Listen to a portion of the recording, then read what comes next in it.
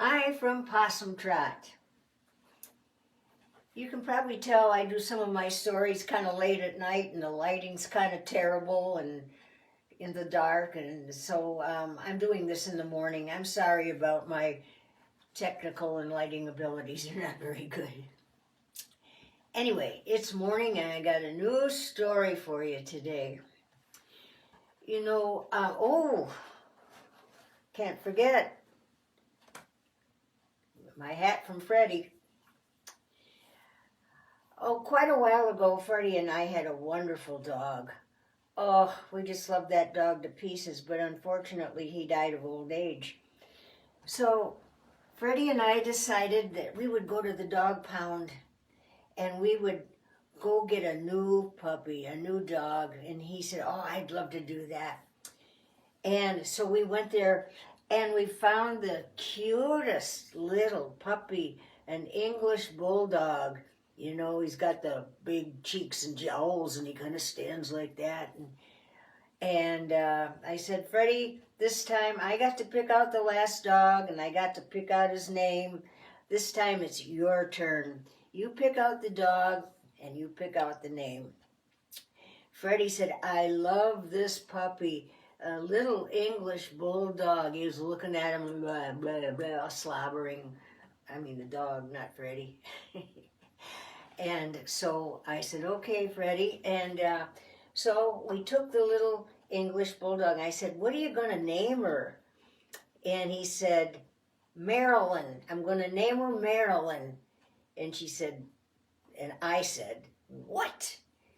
And he said, I like the name Marilyn. Okay. So Marilyn it was. And we brought Marilyn home that night. Oh, she was the sweetest, most affectionate little thing you ever did see. But unfortunately that night, a thunderstorm started rolling in and coming up. You know, it starts out with the heat lightning and then it gets bigger and bigger. And it was getting late at night and I said, Freddie, you better take the dog out, take Marilyn out before it starts raining. And he said, okay, sis, I'll do that. And I was already in bed. And so he said, I'll take Marilyn outside. So we have a covered front porch. And he took Marilyn outside. And he thought, boy, that storm's kind of coming in fast. So, and we have a wooden front porch with some steps that go down. But Freddie turned around and he was going to get his rocking chair and kind of sit and pull it forward, and he was going to sit under the bench for a while, or under the porch roof. It's morning. Under the porch roof for a while, and just sit in his rocking chair. So he turned around to sit down in his rocking chair, and he said, Marilyn. He couldn't find Marilyn. Where was Marilyn? She disappeared. He couldn't find Marilyn anywhere. And he started looking for her. And he got down off the porch. He was looking under the porch. Marilyn, are you down there? Marilyn, sweetheart. Marilyn. No Marilyn. And he was looking around the bushes beside the porch. No Marilyn. Marilyn, where are you? No Marilyn. So then he started looking a little farther away.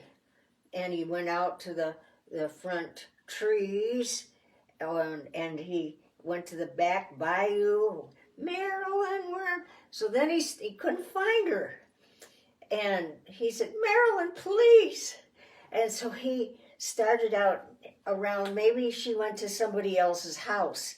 So he went to the next door neighbor's house. I mean, this is 2:30 in the morning. And he's looking for his dog. And so he went next door.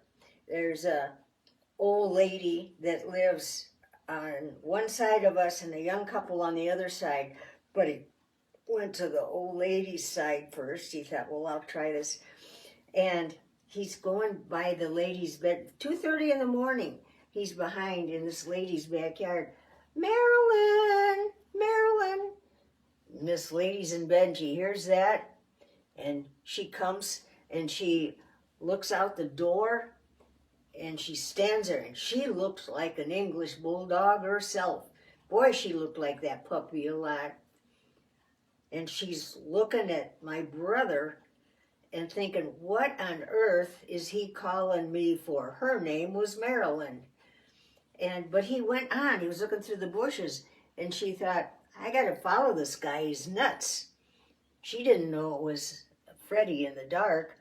And then, so Freddie was going on, looking under the porches and under the bushes and behind the trees.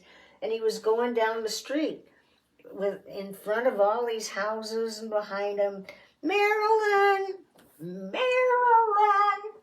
Where are you? I need you, Marilyn! And then another lady came out farther down and in her nightgown and everything, and her name was Marilyn too.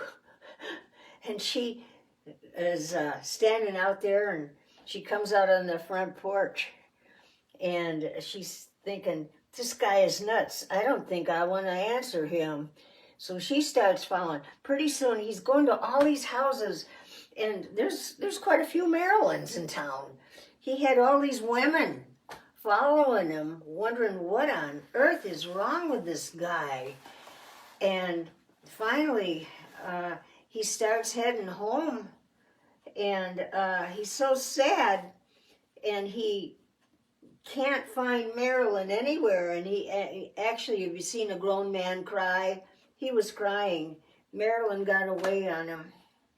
And finally he came home, and he came in the front door, and I was sitting there in the lounge chair, and I said, where have you been? And I said, it's raining outside, thunder and lightning. And he said, well, I hate to tell you, I lost Marilyn in the dark. And she said, no, you didn't. He's right here with me, and I've got him underneath some covers here in the lounge chair with me. And she said that he came in he left the door open a crack, and he came in the front door when he heard the thunder, and he jumped in my lap. And she said, I was snoozing, and we both fell asleep under this nice knitted Afghan that your Aunt Bessie made for us. And, he said, I'm so glad, I'm so glad. And he turned around, she said, what are all these women? The door was open. What are all these women doing on our front porch? And he looked and he said, I don't know where they came from. She said, Freddie. And the lady that looked like the little English bulldog, only all grown up and old, she's standing there. She said, what do you want? I'm Marilyn. And then another lady that was over to the backside a little bit, she said, hi, I'm Marilyn. What do you want? And he said, oh, nothing. And the other ladies, well, I'm Marilyn too, and I'm Marilyn too. And he said, oh, I'm sorry, I was looking for my dog. And they said, oh, for crying out loud. You get us up in this storm thinking maybe you're a prowler or something.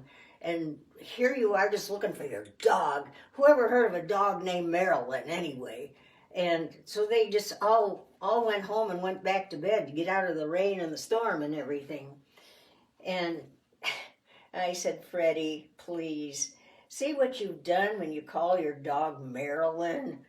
And he said, oh, I'm sorry, sis. And she said, by the way, he already went potty. Let's just go back to bed and close up for the night. And so they did.